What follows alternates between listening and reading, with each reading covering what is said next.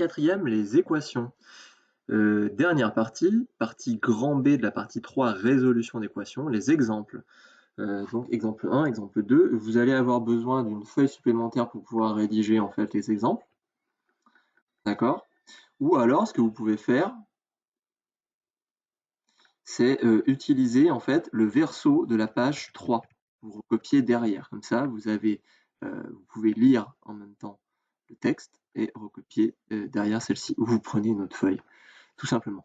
On va dans un premier temps revoir en fait la méthode, c'est-à-dire les différentes étapes. Donc choix de l'inconnu. Il faut commencer par soit le truc qu'on nous demande de chercher, soit X, ce qu'on nous demande de chercher. Ensuite, la mise en équation, c'est-à-dire la traduction, la modélisation de l'énoncé en une équation. Ensuite, ce qu'on sait faire, ce à quoi on s'est entraîné depuis le début de la nouvelle leçon, la résolution. Donc on utilisera la méthode 1, c'est la technique de résolution pour trouver la valeur de x. Ensuite, on fera la vérification pour voir si on a bien résolu. Par contre, ça ne garantit pas qu'on avait bien mis en équation. Puis enfin, la phrase de conclusion pour répondre à la question posée. Donc allons-y, exemple 1, vous soulignez en vert. L'exemple 1, c'est un exemple, donc en vert. Le vert, la couleur de l'espoir que vous compreniez. Donc on vous dit au bistrot chez René, 3 cafés et 2 coca coûtent 9,80 €.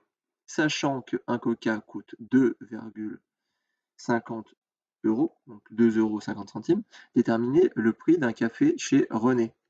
Ok, donc, nouvelle page, vous écrivez exemple 1, et donc première étape, la première étape c'est le choix de l'inconnu. C'est quoi la question? Je vais le prendre en photo pour qu'on l'ait toujours à portée de main. On reviendra dessus pour ajouter des choses. Mince. Ah, pourquoi j'arrive? Voilà. Alors, c'est quoi la question? Déterminer le prix d'un café chez René. Bon, eh ben, soit X, le prix d'un café chez René, ou le prix d'un café. D'accord? Deuxième étape, traduction de l'énoncé. Traduction de l'énoncé. D'accord?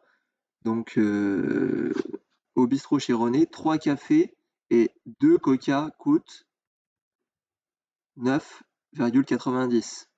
Donc 3 cafés, on va déjà faire bon, ça, on pourrait l'écrire en fait au brouillon. Mais vous pouvez toujours l'écrire dans votre rédaction. Là, vous l'écrivez, c'est la leçon, donc on va l'écrire. Donc 3 cafés, ET, plus 2 coca. Bon, ben, 2 coca coûte, on le remplace par égale 9,80 €. Maintenant, qu'est-ce qu'on va faire? Eh bien, on va transformer ça en une équation. Donc 3 cafés, donc c'est 3 fois le prix du café. C'est quoi le prix d'un café? C'est X. Donc 3 cafés, 3x. Oui, ça c'est un X. Et puis 2 coca, ah bah je sais pas, j'ai pas choisi d'inconnu. Bah, pas besoin, parce qu'on vous dit un coca coûte 2,50 €. Donc 2 coca, c'est 2 fois 2,50 €. Ok, égale 9,80, pas la peine de rajouter les euros, parce que là c'est une équation, et dans une équation, il n'y a pas d'unité.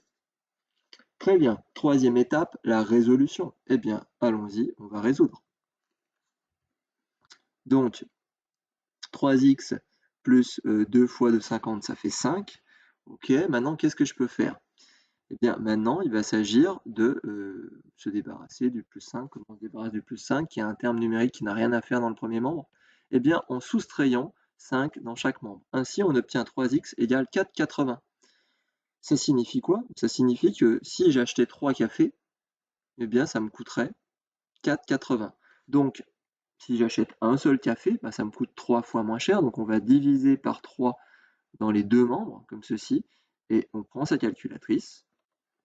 Ça évite de faire des erreurs. Et la calculatrice nous donne le prix du café, 1,6. Alors là, on a mis 1,6 et on ne va pas écrire 1,6 quand on répondra parce que ça ne coûte pas 1,6 un café. Ça coûte 1,60 €. On va déjà procéder à la vérification.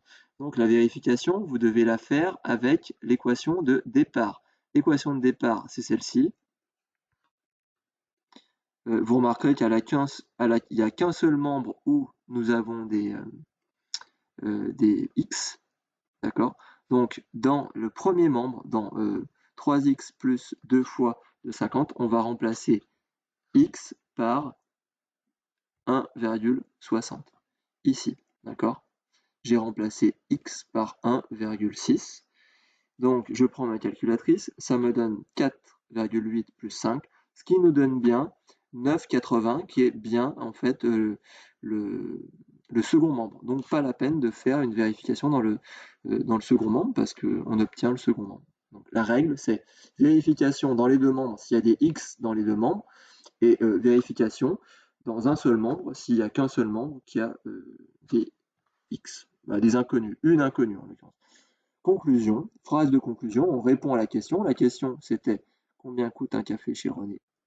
Eh bien, chez René, un café coûte 1,60 €. N'oubliez pas l'unité, mais surtout, vous mettez bien deux chiffres après la virgule, parce que un prix, c'est deux chiffres après la virgule. D'accord? Il n'y a pas du 1,6 €, ça n'existe pas. Donc 1,60, c'est-à-dire 1 € et 60 centimes. En France, c'est comme ça. Le seul cas qui est différent, c'est lorsque vous achetez de l'essence. Vous avez 3 décimales, 3 chiffres après la virgule. Mais c'est l'une des très rares exceptions. Voilà pour l'exercice, pour l'exemple 2.